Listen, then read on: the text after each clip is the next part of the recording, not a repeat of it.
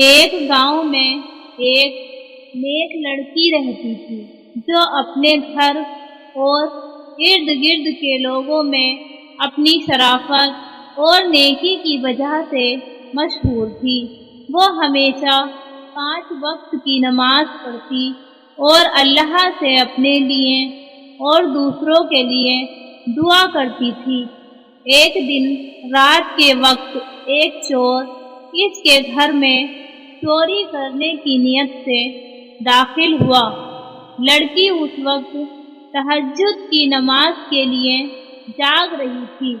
جب چور گھر میں داخل ہوا تو اسے لگا کہ سب سو رہے ہیں، لیکن جب وہ لڑکی کے کمرے میں پہنچا تو دیکھا کہ وہ نماز پڑھ رہی ہے۔ لڑکی اللہ کی عبادت میں مصروف تھی۔ چور نے دل ہی دل میں سوچا وہ لڑکی کی نماز ختم ہونے کا انتظار کرے گا اور پھر چوری کرے گا۔ لڑکی نے نماز مکمل کی اور دعا میں مشغول ہو گئی۔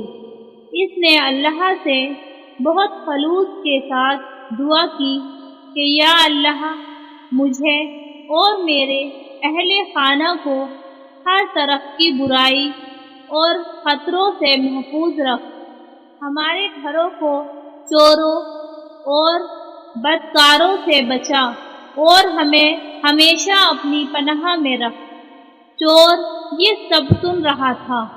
جب اس نے لڑکی کی دعا سنی تو اس کے دل پر گہرا اثر ہوا۔ وہ سوچنے لگا کہ اس لڑکی کا ایمان اور اللہ پر بھروسہ کتنا مضبوط ہے۔ چور کو اپنے گناہ کا احساس ہوا اور اس نے وہی توبہ کر لی۔ چور نے لڑکی کے سامنے آ کر معافی مانگی اور کہا، میں یہاں چوری کرنے آیا تھا، لیکن تمہاری نماز اور دعا نے میرے دل کو بدل دیا ہے۔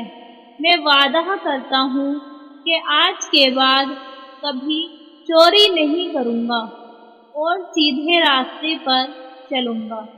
لڑکی نے اسے معاف کیا اور اسے نصیحت کی کہ وہ سچے دل سے توبہ کرے اور آئندہ ہمیشہ نیک راستہ اختیار کرے۔ چور نے اس کے بعد نماز پڑھنا شروع کر دیا اور اپنی زندگی کو بہتر بنانے کی کوشش کی۔ یہ کہانی ہمیں یہ سبق دیتی ہے کہ سچی نیت اور اللہ پر بھروسہ کرنے سے بڑے گناہ گار کا دل بھی بدل سکتا ہے اور نیکی کا راستہ اختیار کرنے والا کبھی ناکام نہیں ہوتا۔